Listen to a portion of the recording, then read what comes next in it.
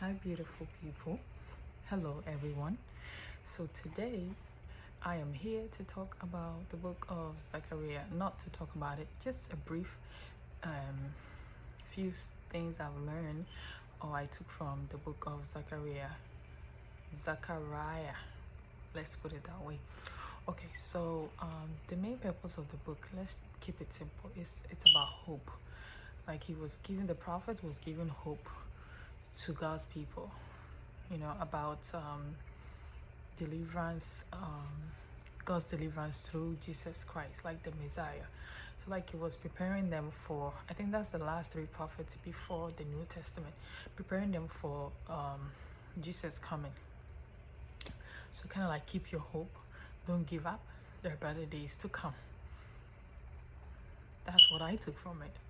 All right, so these are some of the statements or the things I learned from it, from like the Bible stating. It says we can be secure if we trust in Him. Strengthen your faith in God. He alone is your hope and security. An attitude of worship without a sincere desire to know and love God will lead to ruin. And that's in Zechariah 7:5-7. So, like, how some of us Christian will go to church and or just act right in every way, but deep down you're a whole different person. So that's what it means. Well, that's what I thought like it means, like you have this attitude, you act all this, but then outside or when nobody is looking, you are a different person. You are a mean person. You act different, nothing godly. It would lead to ruin. That's what it's saying. So, like, I think Zechariah was teaching them to be good Christians and do right with God, for He's sending someone to deliver them, and the third one is any sin seems more natural the second time. Each repetition is easier. So the first time you commit something, you feel bad, you feel guilt, some conviction, but if you keep doing and doing and doing, it becomes a routine, it becomes a normal thing to you. You do not see any wrong in it. So I think that's what he's saying. Like, the more we sin, the more like we fall into it, the more like you dip one side in it, and the next thing you know, all your body it's thrown into sin. So it becomes kind of like we adapt to it, you become tolerant to it. So yeah, that's what he's saying mainly. And the fourth one is our God is all powerfully, He can do anything. It took me a while to believe that He can do anything. There are some times I was like, I don't think God can do it, because even in the medical field, like the patients I take care of, some diagnosed with cancer, some diagnosed with some chronic illness, in my mind I was like, there's no way. Some patients will ask me, can you please pray for me? I pray for them, but the faith that I have that they will be healed, it's not 100%. And God forgive me for this, but I'm learning to trust God. God is all powerful. He can do anything, even no matter what it is. So that's what I've come to learn about this, having faith in God.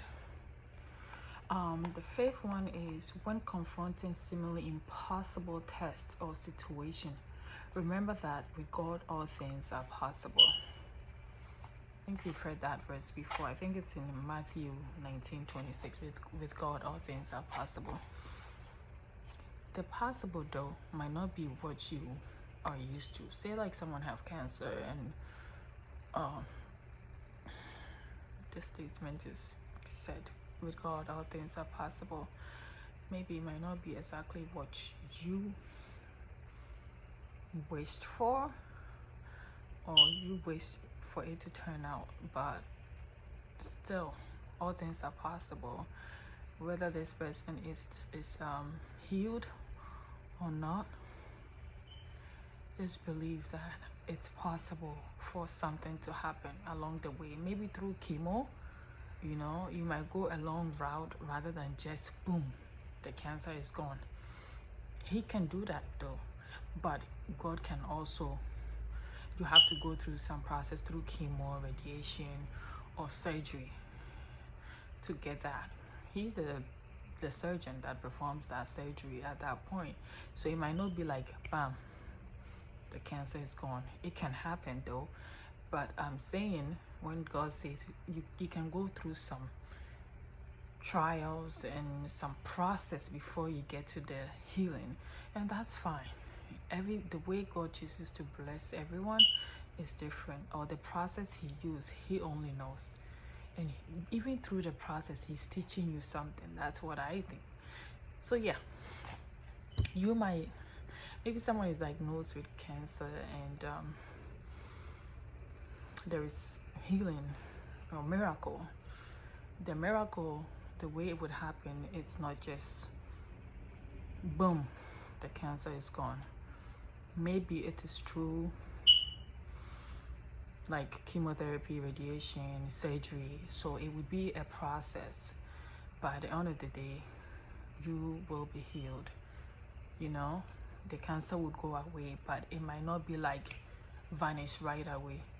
It can happen. God can do it, but sometimes he takes you through a process where you go through chemo, long sitting, losing your hair. That's another way. We can never understand God completely. He chooses his ways and he knows best. So if he's taking you that route rather than the short route, better know that he's teaching you something.